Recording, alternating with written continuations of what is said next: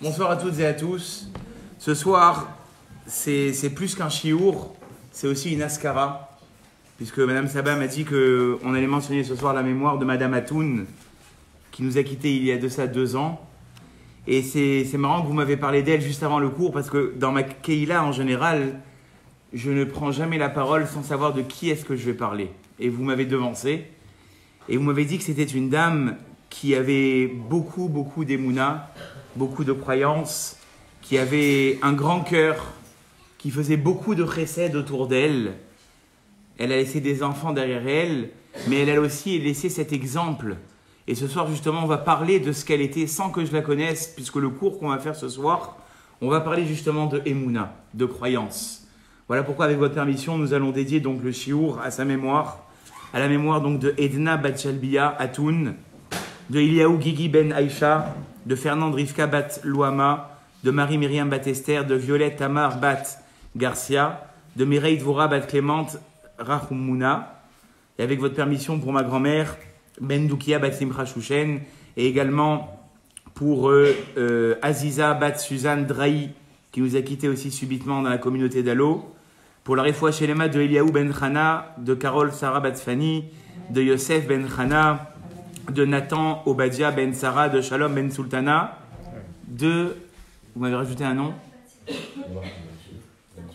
Zari Bat Simcha, Lucette Bat Nina, Daniel Bat Fernand Rivka, Rav Kilav Ben Shulamit, à qui on pense ce soir très fort qu'Akadosh Baruch Hu lui permet très rapidement de revenir dans sa communauté, et de Avraham Ben Simcha, et encore un dernier nom, les Elou Nishmat, Albert Avraham Ben Rivka Vesid, qui était un des symboles de notre communauté et de tout le peuple juif de par sa déportation et son courage à avoir continué longtemps à être l'exemple de ceux qui sont revenus de là-bas. Pourquoi avoir parlé ce soir d'Emouna? Vous savez que le Rav Yecheskiel Evinstein, il a dit que quand viendra les derniers temps, quand bientôt viendra le Mashiach, à cet instant présent, les gens auront pour principale épreuve la Emouna. Ce qui va manquer aux gens à cet instant présent, c'est la croyance en Dieu. Ils vont être mis à l'épreuve. Et d'ailleurs, le Baal Shem Tov, du haut de son niveau, pour ceux qui connaissent le Baal Shem Tov, on sait c'était qui. Et pour ceux qui ne le connaissent pas, le Baal Shem Tov, on raconte sur lui qu'une fois, il y a quelqu'un qui est venu le voir, il a dit « Rabbi, moi j'ai besoin d'aucune bracha, j'ai besoin d'aucune bénédiction. Ce que je suis venu faire, c'est vous voir en tant que Rav. Je sais que vous avez un grand niveau. Je suis venu vous faire kavod, je suis venu vous honorer. » Il lui a dit « T'es sûr que tu veux pas que on te fasse une bracha ?» Il a dit « Non. » Alors le Baal Shem Tov, il a dit « Au moins, tu vas me rendre un service. Je vais te donner une lettre. Et cette lettre-là, quand tu retourneras dans ta ville, tu vas la donner à un certain Rav. » Et il a écrit le nom sur la lettre. Maintenant, ce monsieur-là, c'était un grand businessman. Et il a très vite oublié la mission du Baal Shem Tov. Il est rentré chez lui, il a mis la lettre entre 2 livres, puis il a oublié l'histoire. Et ce monsieur-là, avec le temps, 10 ans plus tard, il est tombé dans ses affaires. Et petit à petit, il a dégringolé. Les locataires qui étaient dans ses appartements, ils ne payaient plus. Il a dû les vendre. Et à un moment, même l'appartement, la maison dans laquelle il se trouvait, il a dû s'en séparer parce qu'il ne tenait plus le coup. Et quand il ne tenait plus le coup, il a dit maintenant il faut que je déménage. Et quand il a déménagé, il a retiré donc toutes ses affaires. Et entre ces 2 livres-là, il retrouve la lettre du Baal Shem Tov. Et il se dit même 10 ans après, le Rav il m'avait demandé de rapporter cette lettre, il faudrait que je la rapporte. Et c'est ce qu'il a fait. Il a pris la lettre, il a regardé sur la lettre, il avait écrit un nom, Avraham Cohen. Et il a dit je vais aller me renseigner qui est ce Rav. En étant allé voir le Rav, on lui dit écoute, ce Rav il vient à peine de devenir Rav de la grande ville. Avancez-vous si vous voulez rentrer dans la... Ne vous gênez pas. Alors il demande aux gens de la ville, il dit comment est-ce que ce Rav là, il a pu devenir maintenant Rav de la grande ville? Mais le Baal Shem Tov, il a écrit déjà il y a 10 ans que c'était le Rav de la grande ville. Comment est-ce que c'est possible que maintenant, il est devenu Rav? Il a dit oui, il est devenu Rav depuis quelque temps. Bon, Il a remis la lettre à ce Rav, et le Rav rouvre la lettre, et qu'est-ce qu'il est écrit à l'intérieur?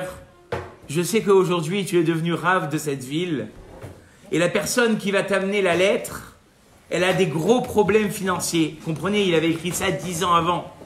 Je veux que tu l'aides avec la caisse de la ville à se relever et à remonter, afin qu'il puisse refaire des affaires, afin qu'il puisse redevenir quelqu'un d'important. Et il lui dit, si tu ne crois pas à la véracité de la lettre, quand tu termineras cette lettre, on t'annoncera que tu as eu un garçon. Et c'est ce qui s'est passé. Il a fini de lire la lettre et on lui a annoncé qu'il avait eu un garçon. Ça, c'était le Baal Shem Tov, Rabozaï. Et pourtant, le Baal Shem Tov lui-même, avec ce niveau-là, il a dit une fois d'ailleurs à ses élèves, Eliyahu Hanavi, il est parti dans le désert et de là-bas, il est monté dans les cieux. Moi, j'ai la capacité de la ville de monter dans les cieux. C'était quelqu'un d'exceptionnel. Et il a dit pourtant, je veux rester dans ce monde pour connaître la Triyat HaMetim. Mourir et connaître la Triyat HaMetim. Eh bien, après tout ça, le Baal Shem Tov, il a dit qu'à son niveau, il aurait voulu connaître ce que c'est la vraie Emouna. Imaginez-vous, qu'est-ce que c'est la Emouna? Et pour tout vous dire, tous les Baalei Moussar, ils ont dit qu'en fait, quand on a la Emouna, quand on a la croyance en Hachem, eh bien, on évite beaucoup de choses. Prenons l'exemple de la jalousie.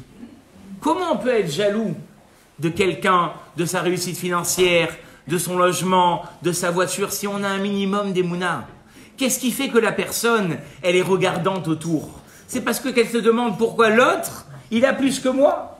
Pourquoi est-ce que moi, j'aurais pas le droit d'avoir ce qu'il a? Ça, c'est un manque d'Emouna. Quelqu'un qui a un minimum d'Emouna, qu'est-ce qu'il se dit? Il se dit l'autre, il a ce qu'il a parce qu'il a mérité de l'avoir. Moi, je ne l'ai pas parce que je l'ai pas mérité. Et c'est même plus grave que ça. On dit que quelqu'un qui jalouse, il sort de la Torah. Un des préceptes dans les Aseret Adiberot, c'est quoi? L'otarmod eshet recha, velotarmod bed recha. Ne jalouse pas la femme de ton voisin, ne jalouse pas la maison de ton voisin. Donc quelqu'un il va dire, bon, c'est pas grave, je peux être un peu regardant. Oui, mais quand tu regardes, tu jalouses. Et quand tu jalouses, tu fais un issour de la Torah. Donc quelqu'un qui a un peu d'émouna, qui a un peu de croyance, déjà il est moins jaloux. Quelqu'un qui a un peu d'émouna, il est moins coléreux. Même si un gars il est venu, il t'a fait un coup en douce. Et toi tu marmonnes toute la journée, je vais me l'attraper, je vais me le faire, blablabla. Mais quelqu'un qui a de la émouna, il comprend que tout vient d'Hachem.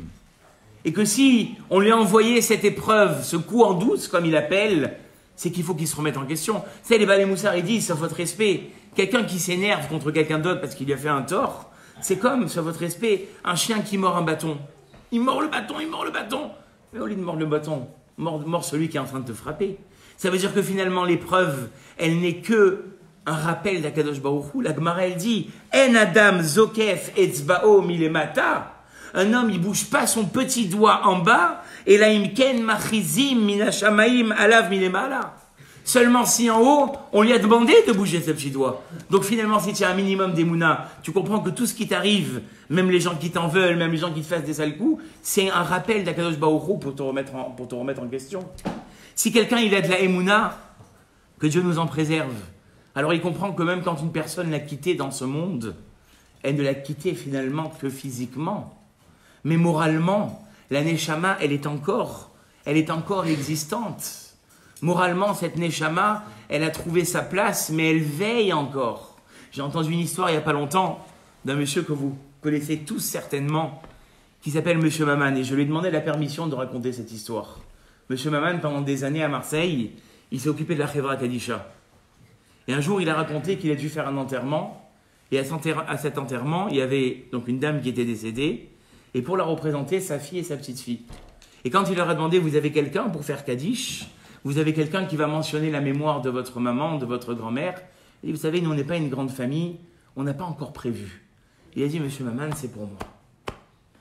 Monsieur Maman, il raconte que dans la semaine, il fait un rêve, et il y a une dame d'un certain âge qui lui apparaît en rêve, et qui dit, merci, Monsieur Maman, pour le Kaddish que vous faites. Il dit, mais c'est qui cette dame? Donc, vous savez, dans la Chevra Kadisha, il y a des papiers à faire. Quelque temps plus tard, il est retourné au domicile de cette personne pour qui il avait fait l'enterrement, donc de cette fille et de cette petite fille. Il rentre dans la maison, il voit un cadre sur le mur et il est choqué. Il dit, c'est qui cette dame là sur le mur? Ben, il dit, c'est la dame que vous avez enterrée. Il a dit, elle est venue me voir en rêve pour me remercier du caddis que je faisais pour elle.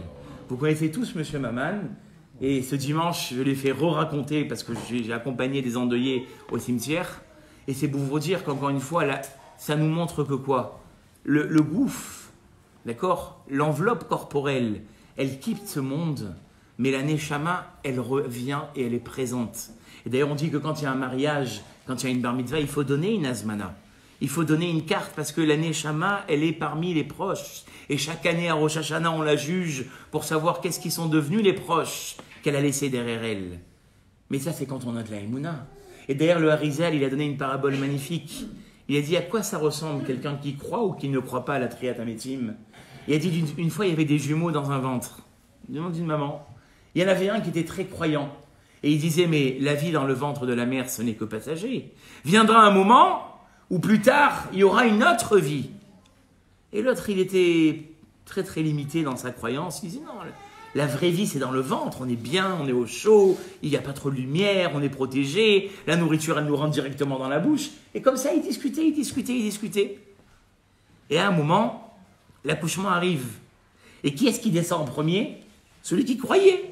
Maintenant, l'autre qui ne croit pas, il le voit descendre comme ça, tout écrabouillé, tout rouge. Il dit, espèce d'abruti, je t'avais dit de profiter. Regarde ce qui t'arrive maintenant. Il le voit descendre, puis il le voit disparaître. Et il commence à pleurer. Il dit, regarde maintenant, regardez où il est parti, le pauvre. Il n'a pas profité. Où est-ce qu'il est? Il a disparu. Mais qu'est-ce qui se passe de l'autre côté? Le bébé, il est accueilli, il est dorloté, il est pouponné. On l'embrasse, on l'habille, on le fait tout beau. Il a dit, le Harizal, c'est la même chose. On voit des gens qui quittent ce monde. Et des fois, à juste titre, on a une peine terrible. On se dit, mais nos proches, mon père, ma mère, ma femme, des fois c'est que Dieu nous en préserve, mes enfants. Il ne faut pas croire que le passage, même s'il est tellement terrible à concevoir, c'est une disparition. C'est juste une transformation. La personne, elle a laissé son enveloppe corporelle, mais de là où elle se trouve, elle voit encore tout ce qui se passe. Elle voit encore tout ce qui se passe. Mais ça, comment on peut arriver à cette idée-là? C'est si on a de la émouna, si on a de la croyance. Et malheureusement, dans la génération dans laquelle on est en train de vivre, Rabotaï, et avec les événements qu'on vive, notre émouna, elle est ébranlée à chaque instant. Et voilà pourquoi est-ce que Habakouk a dit « Ba Habakouk vehemida malachat » Habakouk, il a dit le principe du judaïsme. Le premier principe, c'est quoi? Tzadik be'emunato yichye. Il faut qu'un homme... il soit conscient qu'il a besoin d'avoir de la émouna. Parce que sinon, on a trop de questions. Pourquoi ça m'arrive à moi? Pourquoi ça n'arrive pas aux autres? Pourquoi ça m'arrive de cette façon? Maintenant, notre vision, elle est faussée, Rabotaï. Parce qu'il y a une Gemara qui dit dans Dafnoun, la Gemara, elle dit « Lo ha'olam hazeh ke olam haba ». Le monde dans lequel on vit, c'est pas comme dans le monde futur. Et la Gemara s'explique. Olam hazeh, ce monde-là, mevachim al davara, quand il y a une mauvaise nouvelle qui arrive, quel bracha on fait? Barour dayana emet. Et quand il y a une bonne nouvelle qui arrive, qu'est-ce qu'on dit? Atov et ametiv. Continuera la Gemara en disant Aval olam haba, akol baruch atov et ametiv. Dans le olam haba, tout est bon. Il n'y a rien de mauvais. Parce qu'effectivement, quand on est en haut et qu'on connaît ce qui se passe, et qu'on comprend le fonctionnement, qu'on va de suite expliquer d'ailleurs, tout devient compréhensible, il n'y a plus de questions. Ce matin, avec mes élèves, je préparais ce cours. Il y avait ton fils d'ailleurs. Et il y a un élève qui m'a rappelé une Gemara. Il y a un Rav qui avait beaucoup de questions. Alors il a dit, je vais monter au Olam Haba. Et quand il est monté en haut, il n'y avait plus de questions. Il redescendait en bas, tout redevenait compliqué. Donc il y a un problème dans la vision. Qui a demandé la première fois cette question? Moshe Rabbeinu. Moshe Rabbeinu, il a dit à Kadosh Baruch Hu ve'ata. Et maintenant, im matzati chen berenecha. Si véritablement j'ai trouvé grâce à tes yeux, odienina et derachecha. Fais-moi connaître tes voies. Ve'edacha, afin que je te connaisse. Les ma'anim tzachen be'enecha, afin que je trouve grâce à tes yeux. Qu'est-ce qu'il veut, Moshe Rabbeinu? Rachid expliquera sur place. Et en fait, c'est une question qu'on a tous. Mipnema tzadik veralo, racha vetovlo. Pourquoi il y a des gens qui sont tellement engagés dans le judaïsme? Et c'est peut-être la question qu'on a même par rapport à nous-mêmes. On fait. Mais on voit qu'on a des gros problèmes dans la vie. Et l'autre à côté, alors je ne parle pas de ceux qui ne connaissent pas, entre parenthèses. Parce que ceux qui ne connaissent pas, on ne peut pas leur en vouloir. On appelle ça Tinok Shenishba. C'est comme un enfant pris en captivité. Tu ne peux pas lui refuser de ne pas connaître. Moi, je parle de ceux qui connaissent et qui ne font pas, et qui intentionnellement laissent le judaïsme de côté. Eux, pourtant, ils ont une vie magnifique. Et c'est ce que Moshe Rabbeinu s'est demandé. Mipnema tzadik veralo. Racha vetovlo, c'était la question que Moshe Rabbeinu il a demandé à Akadosh Baruch Hu. Or, la réponse que Akadosh Baruch Hu donne à premier abord, elle n'a pas l'air du tout compréhensible. Répond Akadosh Baruch Hu, Ine makom iti, viens avec moi. Venit savta alatsur, tu vas te mettre sur le rocher. Vehaya ba'avor kevodi, et ça sera quand je passerai. Vesam ticha benikra tatsur, je vais te mettre dans le creux du rocher. Vesakoti kapi alecha, je mettrai ma main sur toi. Adovri, jusqu'à que je passe. Veasiroti et kapi, alors à ce moment-là, j'enlèverai ma main. Et tu me verras que de derrière. Ou panaï l'oréo, mais tu ne verras pas ma face. Moi, j'ai envie de dire, c'est un dialogue de sourds. Moshe Rabbeinu, c'était quoi sa question? Pourquoi il y a des justes qui souffrent tellement dans ce monde-là? Et pourquoi il y a des mécréants qui profitent tellement dans ce monde-là? Qu'est-ce qui lui répond Hachem? Viens te mettre avec moi sur le rocher. On est dans le livre de la jungle ou quoi? Alors le Khatam Sofer, il a dit la chose suivante. Qu'est-ce que c'est se mettre sur un rocher? C'est prendre de la hauteur. C'est avoir une vision complètement différente que quand j'étais à terre. Quand je me mets sur un rocher, je m'élève. Ce qu'a voulu dire Akadosh Baruch Hu à Moshe Rabbeinu, toutes les questions que tu as dans ce monde-là, c'est parce que tu es dans ce monde-là. Si véritablement tu étais plus haut, si véritablement tu avais une vision divine de tout le plan divin, il n'y aurait plus de questions. Ton seul problème à toi, c'est parce que tu es trop bas. Il y a des commentateurs qui ont imaginé ça. Ils ont dit, une fois quelqu'un il rentre dans une synagogue, il voit un gabaï, il appelle un là, un ici, un là, un là-bas. Ils n'ont même pas payé. Hein. Et là, il a fait monter 7. Il était outré. Et c'est quoi cette injustice? On est 70 dans la synagogue, que ces 7-là, qu'est-ce qu'ils ont de plus? Il a dit, ah, Chacham, si tu avais vu le listing, si tu avais vu le plan, tu te serais rendu compte que celui qui est monté cette semaine, il n'est pas monté la semaine dernière. Et celui qui est monté la semaine dernière, il ne montera pas cette semaine. Il y a un ordre, il y a un plan. Seulement comme toi, comme tu es de passage, tu n'es là que provisoirement, que momentanément, tu ne peux pas comprendre le plan. Ils ont dit, les Chachamim, c'est la même chose. Yemeshnota Adam, bon, on dit que maintenant il y a une plus grande espérance de vie, c'est des docteurs parmi nous, ils peuvent nous le comprimer. Mais à l'époque, David Ameler, il a dit, Yemeshnota Adam, la vie d'un homme c'est 70 ans. Ve'im bigvurot, et s'il est en pleine forme, Shmonim Shana, il va vivre 80 ans. Qu'est-ce que tu veux comprendre en aussi peu de temps? Vous savez, une fois, j'ai dit une réflexion. Je me suis dit, je vais me faire catapulter au même moment où je vais parler. Mais j'espère que je me lance. Dans ce même état d'esprit. Vous savez qu'on est dans un monde qui s'appelle le monde des Gilgulim. On ne va pas faire du Zohar ni de la Kabbalah ce soir, mais je vais juste vous expliquer quelque chose. Des fois, dans la vie de tous les jours, vous avez un sentiment de déjà-vu. Vous dites, ah, c'est bizarre. J'ai déjà vécu ça une fois, mais c'était quand? Oui, c'est ton Gilgoul qui sent, ta Neshama, elle sent que tu as déjà vécu ça dans une autre réincarnation. Donc ça veut dire qu'aujourd'hui, en fait, on est tous, les Chachamim, ils le disent, on est tous des réincarnations. Il n'y a plus de Neshama neuve. À part, une fois, c'est un élève qui a dit ça ce matin, ceux qui naissent le Shabbat. J'aimerais bien avoir le Mécor, mais bon. En tout cas, toujours est-il qu'on ait des réparations. Pour la plupart du temps, quand ça marche bien, on est des réparations qui ont besoin de réparer toute une vie. Mais qu'est-ce qui se passe? Et je vous pose la question, et vous allez voir où est-ce que je vais en venir. Qu'est-ce qui se passe si la Neshama qu'on a attribuée à la personne, elle est déjà réparée à 98%, et qu'il lui reste que 2% de réparation? Eh bien, ce corps-là, en quelques années, il va faire sa réparation, et Hachem, il va lui dire, viens vers moi. Ça y est, c'est fini. Et c'est comme ça qu'on explique, des fois, le départ prématuré, Hachem Ishmor, de ces enfants qui quittent ce monde. Ou bien, et quand j'ai dit ça à l'époque, j'ai tremblé, parce que je me suis dit, dans quoi est-ce que je m'embarque? J'ai terminé le chiour, je me rappelle, c'était à Pont-Royal, et il y a un monsieur qui est venu me voir après le cours, il m'a dit, monsieur, vous avez parlé des enfants morts prématurés? Je lui ai dit, oui. J'ai dit, viens me tuer, ça y est. Il m'a dit, moi, je suis le père d'un de ces enfants. Il a dit, quand mon fils il est décédé, on a pris le corps.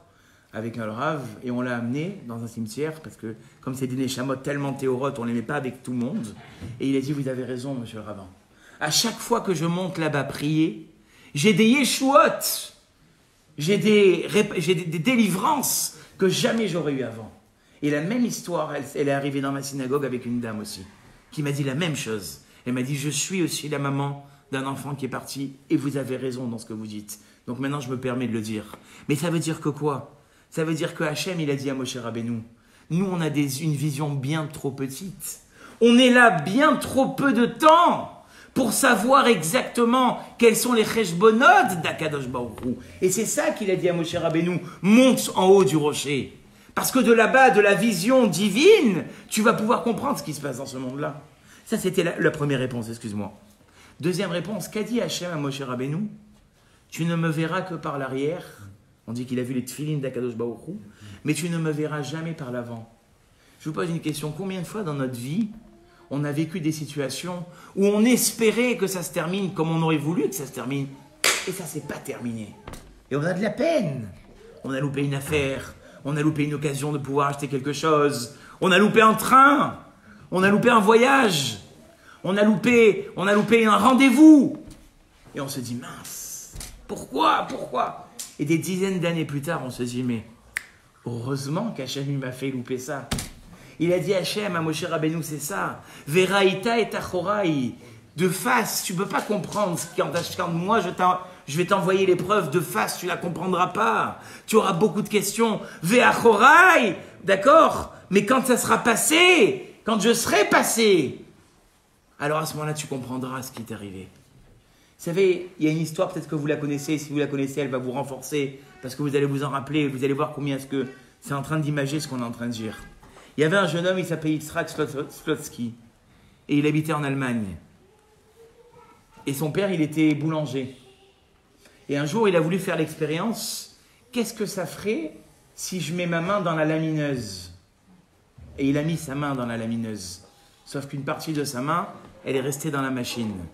Et son père, comme il n'avait pas de grands moyens, il est parti en Pologne, juste à côté. Il a trouvé un chirurgien, c'était pas un chirurgien, c'était un boucher. Il a pris un morceau de son pied et il lui a fait une greffe sur la main. Sauf que cet endroit du pied, il faisait pousser des poils. Et le petit, après, quand ça s'est cicatrisé, il avait des poils qui lui poussaient dans la main. Et donc, chaque matin, quand il devait lever la main au tableau, il la levait jamais. Parce qu'il avait honte. Quand il devait dire bonjour à ses amis, il s'empêchait de le faire. Quand il devait serrer la main, il avait honte. Et puis quand il a grandi, qu'est-ce qu'il a commencé à faire? Ça va vous faire rigoler. Il se rasait la main. Et chaque matin, en se rasant la main, pas la barbe, il disait à Dieu, mon Dieu, pourquoi tu m'as fait ça? Qu'est-ce que j'ai fait à mon âge pour mériter une chose pareille? Et puis, la période de la Shoah est arrivée. Et cet enfant-là, Yitzhak Slotsky, il a perdu ses parents. Il a perdu ses frères et sœurs.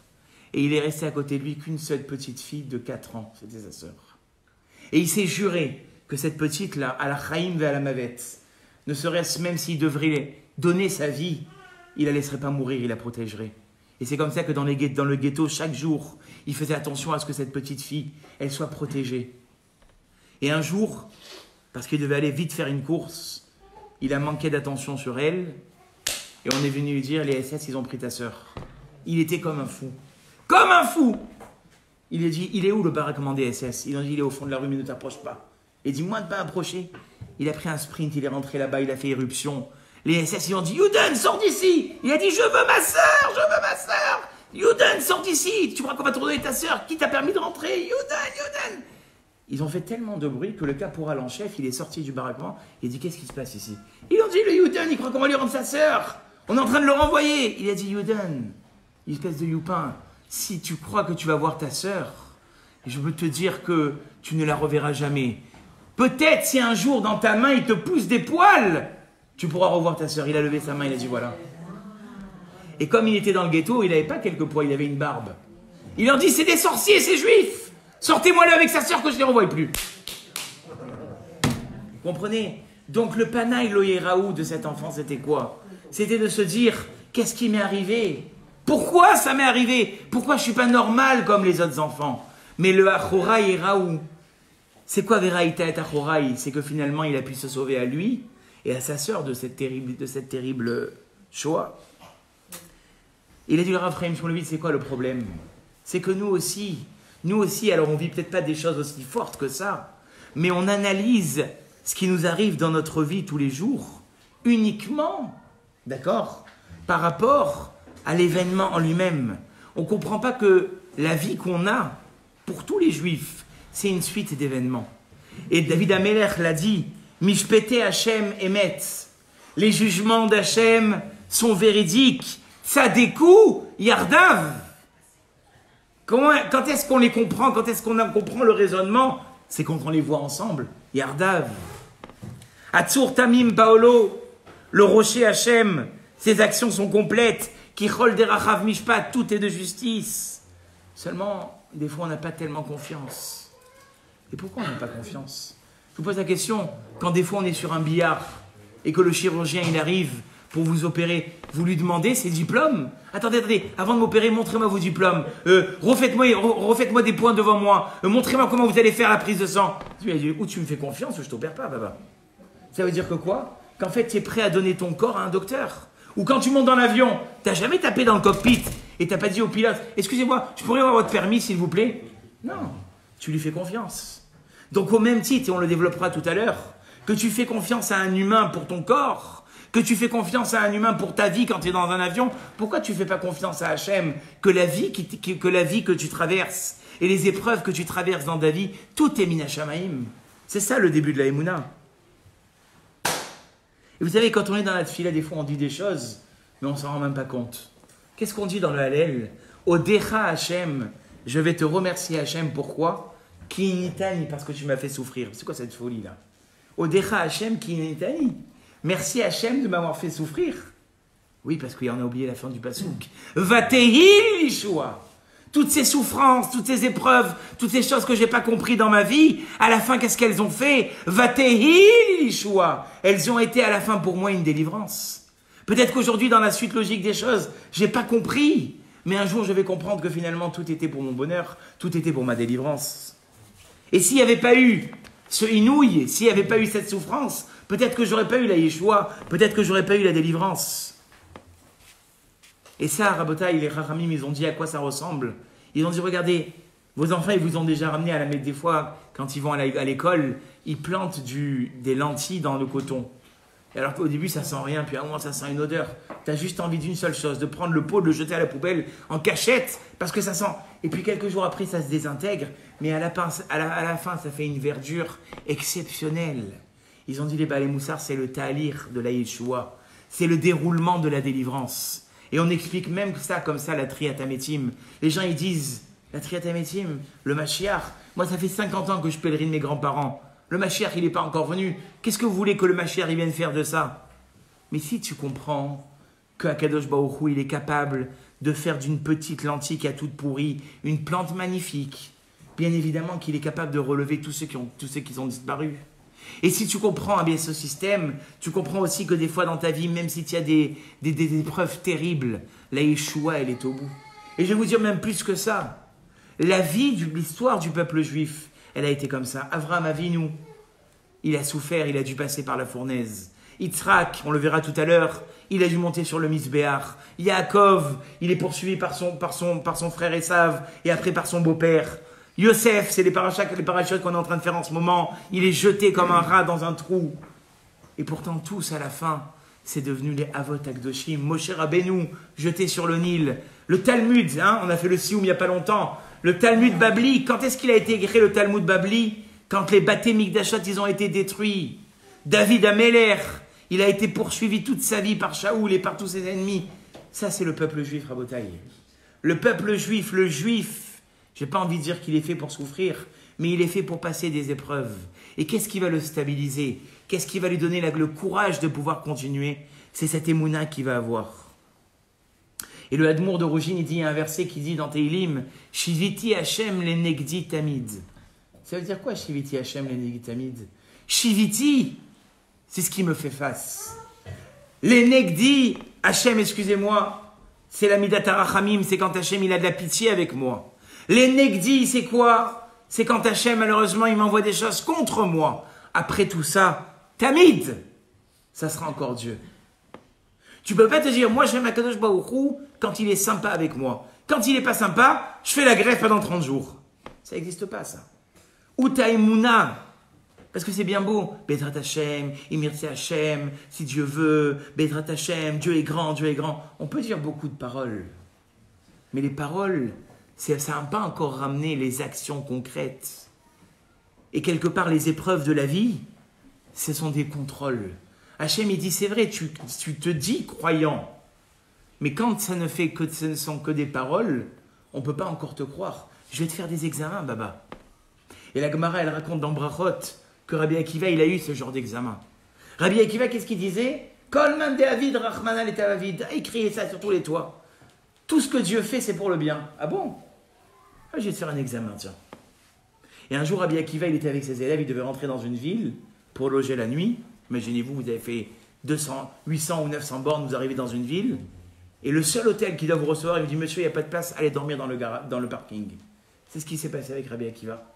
On n'a pas voulu l'accepter dans la ville, personne ne lui a accepté l'hospitalité, il s'est retrouvé dans la forêt. Bon, il s'est dit, au moins j'ai un âne, j'ai posé les valises dessus, j'ai un coq, et j'ai une bougie. Demain, le coq nous réveillera, la bougie nous permettra d'étudier toute la nuit. Alors, je ne sais pas si la Gemara, elle raconte là-bas qu'il est venu à Lyon, il lui a détruit l'âne, il s'est retrouvé sans l'âne. Et encore, il a dit Gamzoul et Tova. Il dit, est-ce qu'on s'est fait virer de la ville? Là, c'est Gamzoul et Tova. Gamzoul et Tova, ça aussi, c'est pour le bien. Quelques minutes plus tard, la Gemara a dit, un chat, il est arrivé, il a déchiqueté le coq. Là aussi, il a dit, ça aussi, c'est pour le bien. Et quelques temps plus tard, il y a un vent qui a soufflé, et la bougie, elle s'est éteinte. On dit, Rabbi, maintenant on est dans le noir sans rien. Gamzoul et Tova, Gamzoul et Tova. La nuit, elle est passée. Et le lendemain, on a appris que la ville où Rabbi Akiva, il comptait passer la nuit, ils étaient tous passés au fil de l'épée. Ils ont été tous assassinés. Il a dit à Rabbi Akiva, vous voyez, si on serait resté dans la ville, je vous laisse deviner la suite, il a dit Rabbi Akiva. Et si l'âne, il avait henni parce qu'on l'avait gardé vivant, il nous aurait reparé. Et si le coq, au matin, il avait, je sais pas comment on dit, chanté, on se serait fait repérer. Et si la bougie, elle était restée allumée, on se serait fait repérer. Donc finalement, tout était les Tova. Ça, c'est un vrai mifran. Là, tu peux dire, Anima Amin, je suis un croyant, parce que véritablement, comme Rabbi Akiva, il a passé toutes les épreuves sans se demander à aucun instant si véritablement il devait croire en Dieu ou pas. Comment on a de la Emouna? Alors, mon Mashgiar, Zechat Sadik Vekadosh Livracha, la partie de ce cours, ça lui revient à lui. La première partie, c'est de Rav Mugrabi. Il a dit, mon Mashgiar, qu'est-ce que c'est le mot Emouna? Alors tout le monde va répondre, Emouna c'est quoi? Croire. Alors je pose la question, si demain je crois qu'il va faire beau sur le sud-ouest et qu'il va faire de la pluie dans le nord, je suis un Mahamine, je suis un croyant? Non, c'est pas ça. Si demain j'ai un copain qui m'appelle et qui me raconte une histoire bien croustillante de dernière minute et que je le crois, je suis un Mahamine, c'est pas ça la Emouna. C'est pas ça la croyance. Alors il disait mon Mashgiar, quand on ne sait pas ce que veut dire un mot, on regarde la Torah. À fort bas, vers à fort bas. Retourne la Torah dans tous les sens. Des coups là-bas. Et tu trouves ce que tu veux. Or, c'est écrit là-bas au sujet du peuple juif. On en parlera tout à l'heure. Ils se sont plaints. Akadosh Baruch Hu, il les sort. Il fait les 10 plaies. Il leur fait traverser la mer. Et on a faim. Et l'eau, elle est amère. Et on en a marre de la manne. Et on veut du saucisson. Et on veut des beefsteaks. Et on veut la caille. Ah, Hachem, il dit, ok. Je vais vous amener Amalek, vous allez voir ça c'est plus appétissant. Et il lui amène Amalek. Or, c'est écrit là-bas dans cette guerre d'Amalek que Moshe Rabbeinu, il levait ses mains. Et comment c'est écrit dans le verset là-bas? Vayehi Yadav Emouna. Et ses mains étaient Emouna. Mais je ne comprends pas. La Emouna, la croyance, c'est pas dépendant de l'action normalement. C'est dépendant de l'intellect. Ça veut dire quoi que ses mains, elles étaient Emouna? Alors Nachmanide, il nous donne une piste. Il nous dit Shehayu omdot beromemutan vekayamot. Elles étaient en l'air et c'était durable. Vous savez, quand j'ai des enfants, des fois en classe, dans cette paracha là, je leur dis aux enfants, levez les mains et essayez de tenir comme ça un certain temps. Ah, Rav, on n'arrive pas, ça fait mal.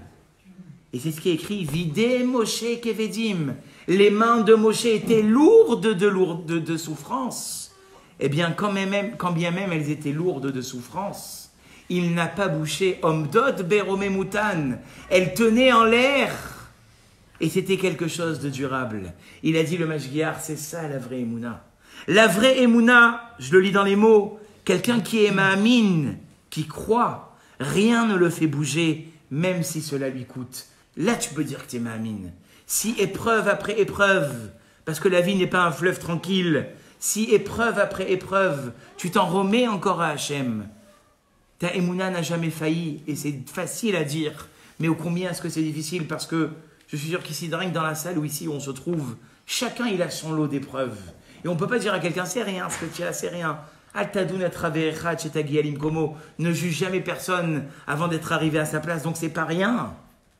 Mais si on s'habitue véritablement à s'en remettre à Hachem, alors là, véritablement, c'est une vraie Emouna. Simplement dire Anima Amin, Be'ezrat Hashem, Imirtse Hashem, ça c'est juste pour la mode, pour le fun. Mais dans mon comportement, comment je réagis à mes soucis, comment je réagis quand Hashem finalement il m'a pas envoyé ce que je voulais. Est-ce que j'envoie tout balader? Et si on ne me verra pas pendant une semaine à la synagogue?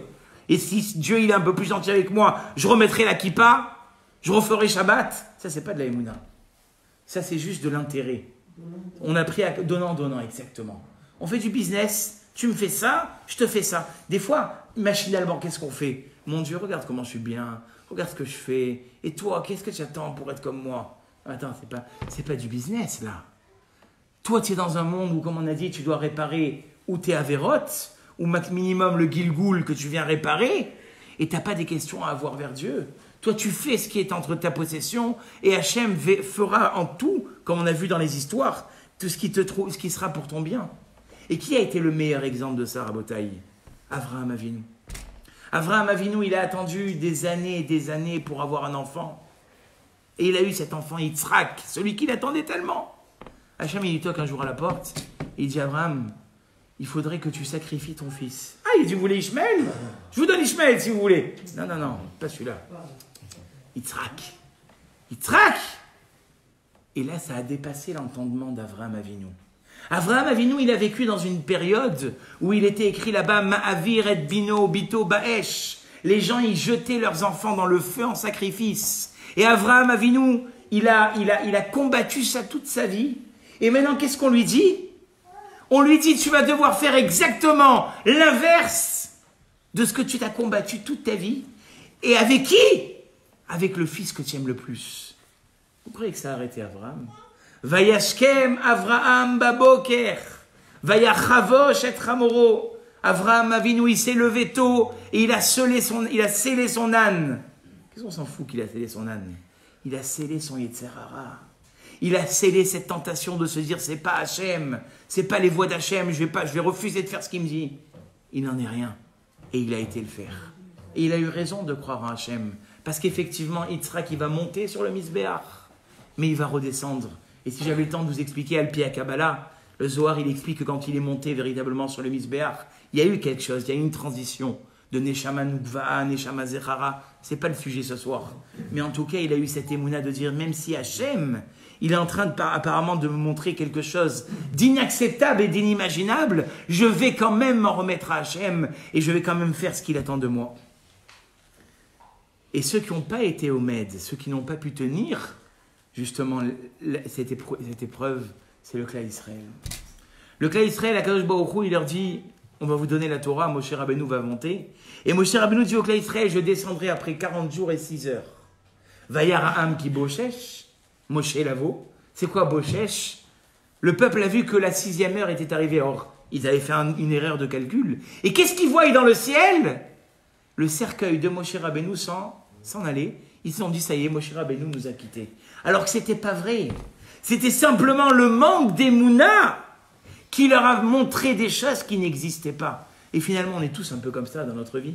Regardez des fois quand, vous avez vu ça quand on a des épreuves. C'est pas une seule, c'est tout qui vient à la fois. Ça vient en paquet comme ça. Et là, qu'est-ce que tu te dis? Mais le mazal s'acharne contre moi. Et là, t'en as encore. Et on t'en rajoute. Et on t'en rajoute. On t'étouffe. Mais je vais vous dire un secret. Plus tu crois que le mazal, il s'acharne contre toi, plus le mazal, il s'acharnera contre toi. Si tu es optimiste dans ta façon de vivre, tu attires vers toi l'optimisme. Mais si tu es pessimiste et toujours en train de croire que Hachem il est contre toi, tu attires le mal.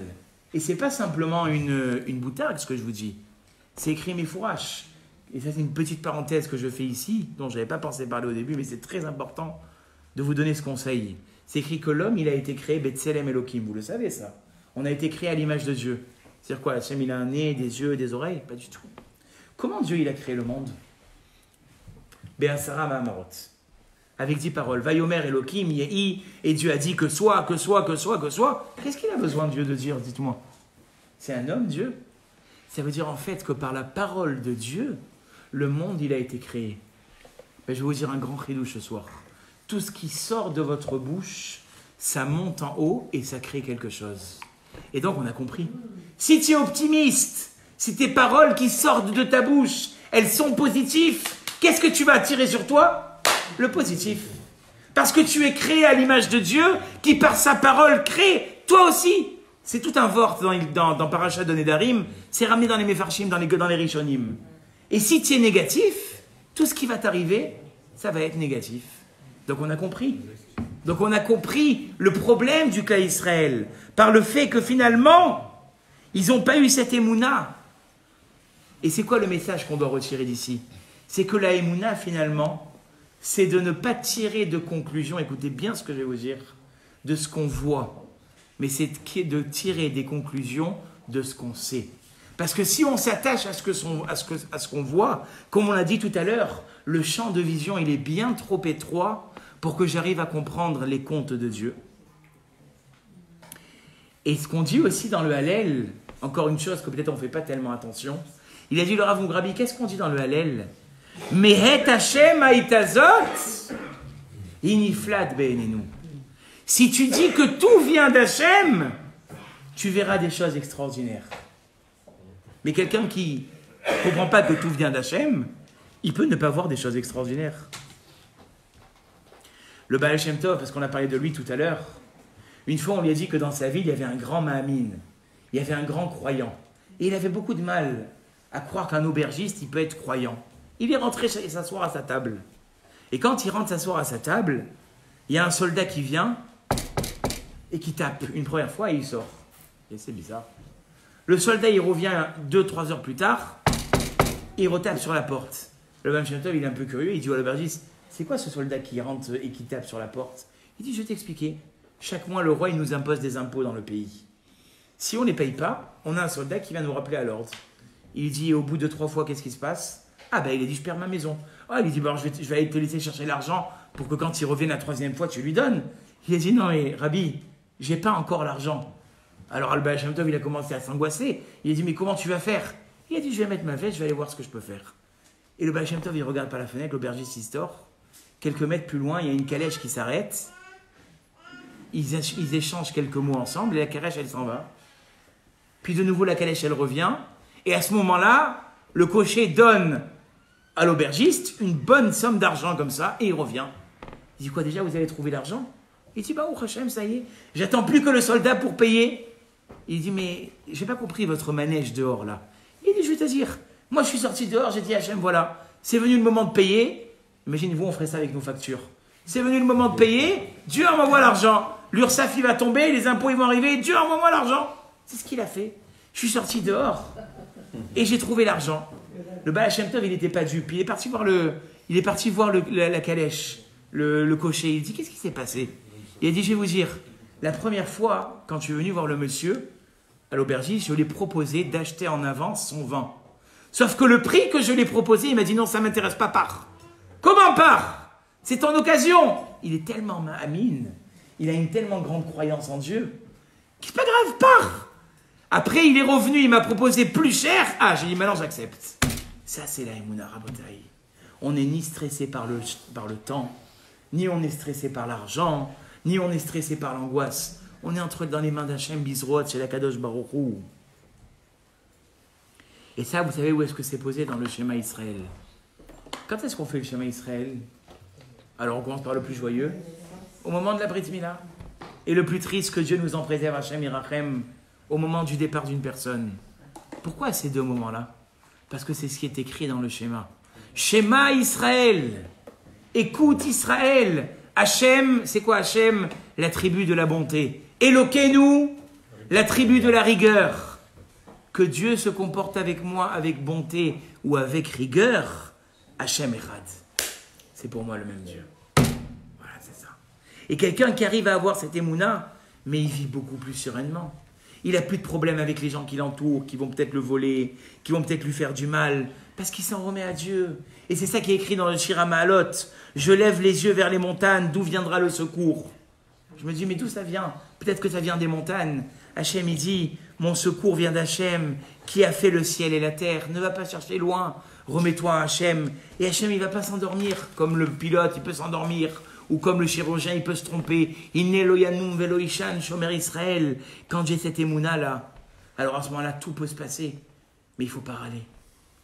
Râler, rabotaï, marmonner, se poser des questions, être amer de bon matin, ça c'est très mauvais. Qui a fait cette erreur? Le clan Israël. Le clan Israël, il était nourri, blanché, logé. Vraiment. Il avait les ananées à kavod. Les ananim, elles tournaient autour des vêtements, c'est écrit. Elle leur faisait mieux que la lessive chat ou la lessive je sais pas quoi, Ariel. Ils grandissaient avec les habits. La nourriture qu'ils mangeaient, sans faute respect, il n'y avait aucun déchet. De quoi tu te plains, Baba? Et eux, ils ont dit non. C'est pas assez sucré, c'est pas assez salé, c'est pas assez gras. Et à la fin, ils ont dit une phrase très très grave. Que Dieu nous en préserve, que nous on la dise même en allusion. Ayesh Hashem Bekirbenu.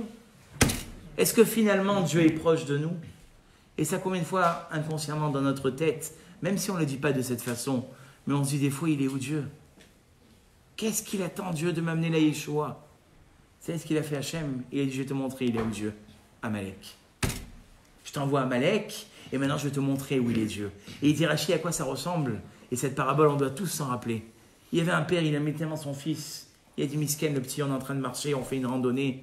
Je vais le prendre sur mes épaules, au moins il sera bien. Et il a mis sur ses épaules, il pesait un bon 15 kilos. Et il commence à transpirer. Papa, j'ai faim, tiens mon fils. Papa, j'ai soif, tiens mon fils. Papa, une serviette, tiens mon fils. Il met les yeux dans la tête, il arrache les oreilles. Et à un moment, il rencontre quelqu'un. Il dit au fiston sur les épaules, il est où ton père? Et il dit, mon père, ça fait longtemps que je ne l'ai pas vu. Comment ça fait longtemps?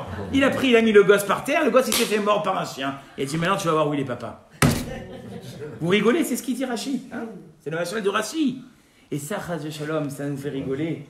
Mais qu'on se dise jamais, il est où Hachem? Parce que Hachem, il fait que le matin, Pokiach Ivrim, tu as ouvert tes yeux ce matin, Baruch Hachem. Matir Asurim, tu as pu te mettre sur tes jambes. Il y a des gens, ils ne peuvent plus se mettre sur leurs jambes à Botaï.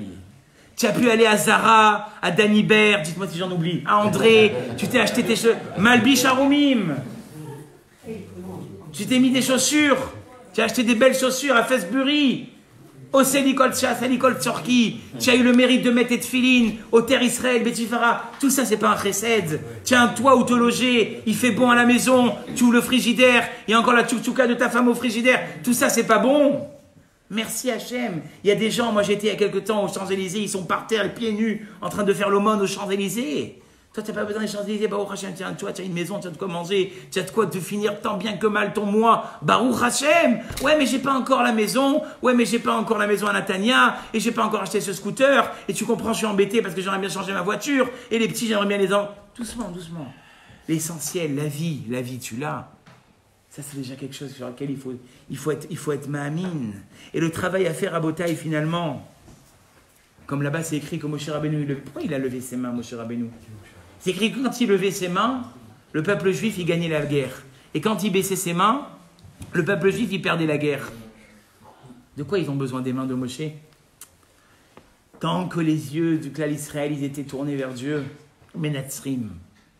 Si tu veux pouvoir avoir de la réussite dans ta vie, avoir de la tranquillité d'esprit, vivre sereinement, remets-toi en Hachem.